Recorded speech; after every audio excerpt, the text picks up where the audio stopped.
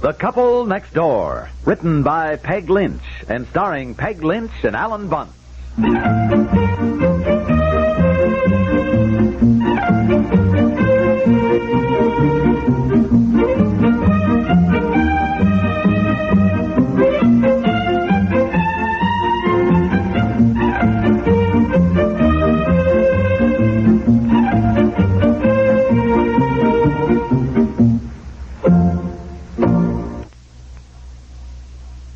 No oily aftertaste, no oily aftertaste. Now there's a margarine. Good luck, the margarine. With no oily aftertaste. Today's good luck is the light margarine. Light in flavor, light on your tongue. Just like the high-priced spread.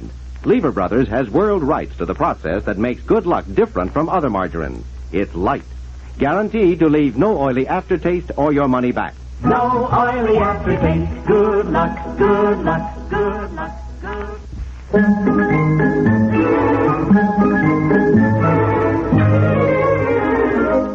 now that we have Betsy off to school, Aunt Effie, let's have another cup of coffee and relax a minute before we do the breakfast dishes, shall we? Yes, let's. I think I'll even have another piece of toast. What about the patient? Shouldn't we take him up some breakfast? Well, he was sleeping when I came down. I just let him sleep. He can't go to work today anyhow. Mm-hmm. Doctor said he was absolutely to stay off that foot. Yeah, well, and I certainly... heck with the doctor. I can't stay in bed. Honey, you shouldn't be hobbling around like that. Here, sit down, sit Good down. morning. How's your sprained ankle? Well, it hurts like heck, if you want to know, but I hate to stay in bed. Oh, honey. Boy, don't you love the irony of it all? I take up skiing and go off for the weekend to get exercise, improve my health, and I wind up with a bum ankle.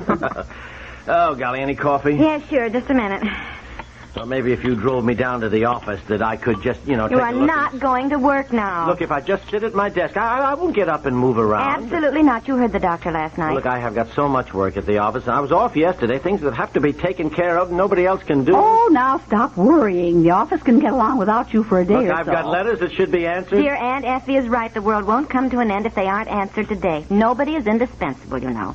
He always worries so about how the office will get along without him. Well, I hate to have the work pile up. Besides that, things come up, decisions that have to be made. I mean, about matters that I've been handling that nobody else will know what to do. We have got a telephone. Well, if anything terribly important comes up, somebody can call you. Certainly. Now, don't be foolish. Your health is more important. Well, Crenshaw never likes people being off sick. He's always talking about how he comes to the office no matter how he feels. Well, Mr. Crenshaw can have no complaints as far as you're concerned. Why, you've worked there until midnight sometimes and even given up vacations because you felt you were too busy. Yeah, that's true. And no appreciation for it, I might add, either. You want me to phone? Yes. Yeah, just call my secretary and tell her to tell Mr. Crenshaw that I won't be in today.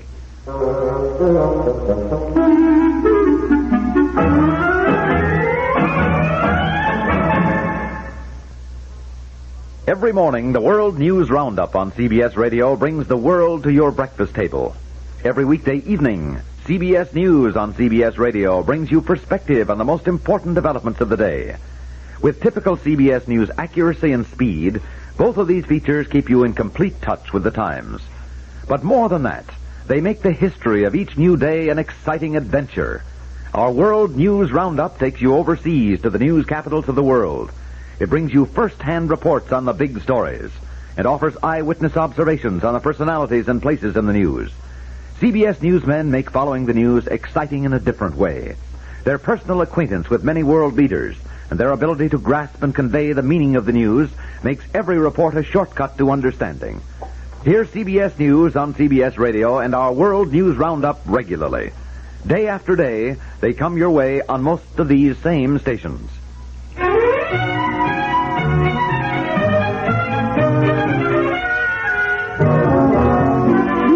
I think I'll make an apple pie for dinner. He always loves apple pie. Oh, that would be wonderful, Aunt Effie. Honey. Oh, honestly, what does he want now? I almost wish he'd gone to work today. He hasn't gotten a thing done. Yes? Yes, what is it now, dear? What's the matter? Oh, nothing. What'd you want?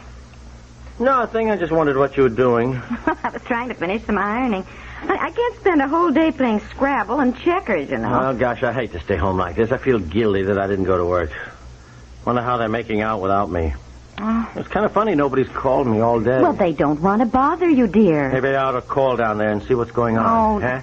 Honestly, all right, call them. No, sit still. I'll bring my phone in. Oh. It'll reach. That's why we have the long cord put on. Well, I'll feel better if I just give them a call. And All right. Now, when you get through, call Betsy down at Susan's. She's ice skating. I think it's time she came home. It's getting dark. Yeah, all right.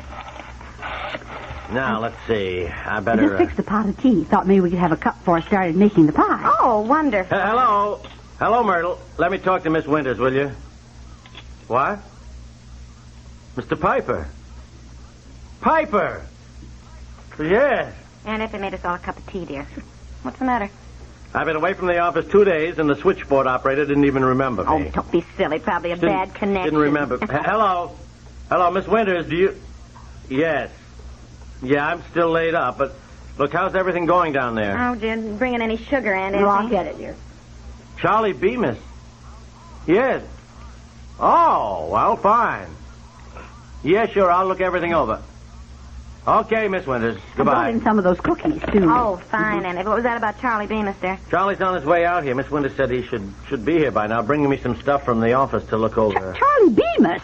What's he have to do with your office? Well, he was in there today, I guess, talking to Mr. Crenshaw about the job of sales manager. Didn't we tell you, Aunt Effie, that Charlie Bemis lost his job about a month ago? Just before Christmas. We just heard about it last week. Yeah, and I recommended him for a job in our office. You recommended that awful Charlie Bemis for a job in your office? Well, he's changed, Aunt Effie, No, really. that man will never change. Really, I shouldn't say this, but of all your friends, I have never been able to bring myself to like that Charlie Bemis. Why, he's so loud and that terrible laugh. Well, he's calmed down quite a bit, Aunt Effie. Well, seeing is believing. Frankly, I think you're going to be sorry if he winds up working in the same office. Well, now, look, when a guy's down and out, you like to give a helping hand. And I think it was very nice of you, dear. I really do. There. That must be Charlie. Now, let him in, will you, Yeah, dear? I can remember one time he slapped me on the back and said, "How are you, old girl?" Well, just let him try that again. Oh, come on in, Charlie. We were expecting you. No, you'll see, Aunt Effie. You wait. Charlie's really a change. Oh, hi, Charlie. Well, hello, pal. How are you? My gosh, I was sorry to hear about the ankle. Well, I'll live, I guess. Well, Miss Sorensen, I don't know if you remember me. Oh, yes, I remember you. Well, it is certainly nice to see you again. Did you have a nice Christmas? Oh, yes, lovely, thank you. She was with us, Charlie. Oh, well, how wonderful. Yes, it was. Yeah, Charlie, I understand you were good enough to drop some stuff off from the office for me. I just called Miss Winters. She said that you were in to see Mr. Crenshaw today. Yeah, that's right, right. Boy, oh boy, he certainly seems like a nice guy to work for. Oh, did you get the job? Well, actually, he's not sure that the sales manager's job is what I'm best fitted for. Oh, well, I'm sorry, Charlie. Something will turn up. Oh, sure, that's what he said. In the meantime, he wants me to get acquainted with the setup. Of course, everything was kind of topsy-turvy today. There's a new receptionist, and she got things kind of mixed up, you know. New receptionist? What happened to Miss Gordon? Oh, she got married. And then they got 2 more stenographers, so they're changing the partitions. The stock room is going to be down at the end, and the conference room has been divided up to make 2 more small offices. And then when Bill Norton leaves, Gibbons will be... Bill Norton leaves? Oh, sure. He's been transferred, I understand, to this new company. What new company? The one that your company merged with. Didn't you know? Wait. No, I heard there was some talk about it. Well, it's gone through some great big outfit. Oh, for Pete's sake, you think I'd been gone for 2 months instead of 2 days? Well, now, don't you worry about a thing, pal. You just take it easy and get well. That's the main thing. We've got everything under control. We? What do you mean? Well, of course, I came out here because I wanted to make sure I was doing the right thing, but Crenshaw suggested that I use your office today, sort of a home base, you might say, while I'm getting acquainted. And, of course, just while you're laid up, pal, you know. Oh, yeah, sure. So I thought I ought to help you out a bit, after all you've done for me. Well, now, look here, Charlie. No. I don't want any thanks. That's the least I can do. So I took your calls, and I hope I did the right thing. Now, here, about the Holton Company, their shipment arrived... Look, that has to be held up until they pay payment on delivery. Exactly what I said. Oh, well, that's fine, Charlie. You did right. Then a Wallace Rigwell called, and he thought we ought to give him a better deal. Well, I checked your correspondence with him, and I finally said we'd give him the reduction if he'd promise us an exclusive and take the whole shipment when it arrived.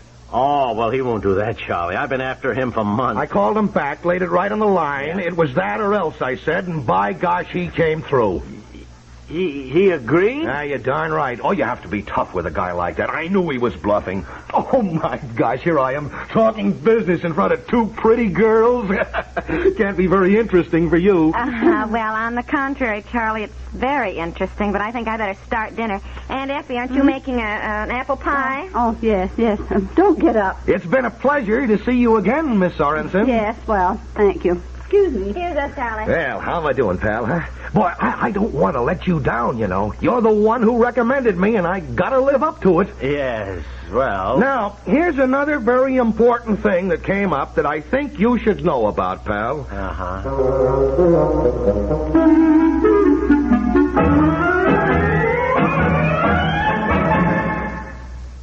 It's National Make Your Own Sunshine with Jell-O and Pineapple Week. Tell everybody you know, and don't let the week go by without Jello. This is Don Wilson with a honey of a sunny idea. Combine Jell-O with Del Monte Pineapple. Bring a sunshine glow into desserts, salads, snacks, lunch, or brunch. Make your own sunshine with Jell-O and Pineapple this week. Jello. You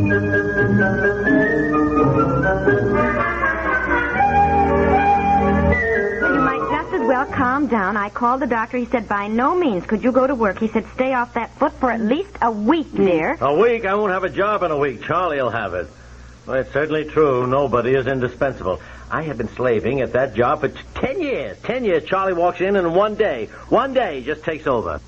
Well, I have never trusted that Charlie Bemis. I can see right through him. Well, we found out he's really very bright, Aunt Effie. He graduated summa cum laude from college. He's a Phi Beta Kappa. Well, I said you'd rue the day you ever recommended him. In one day. One day just takes over and does it right. Boy, I tell you, nobody should stay away from his job. People find out that they can do without you, or that your substitute's even better. Oh, Charlie's not angling for your job. I hope. Goodness, you don't think he would, do you? Well, all I can say is I am going to work tomorrow if I have to call an ambulance and go on a stretcher.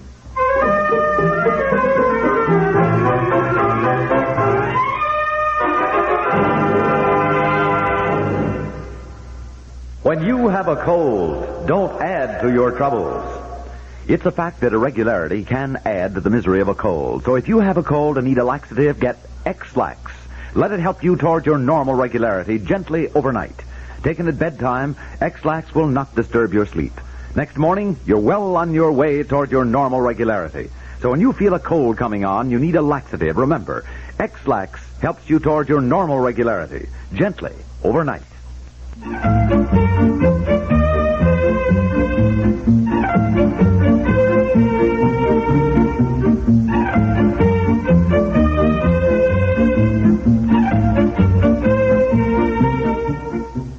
The Couple Next Door is written by Peg Lynch and stars Peg Lynch and Ethel and Bunce with Margaret Hamilton and Don Briggs and is produced by Walter Hart.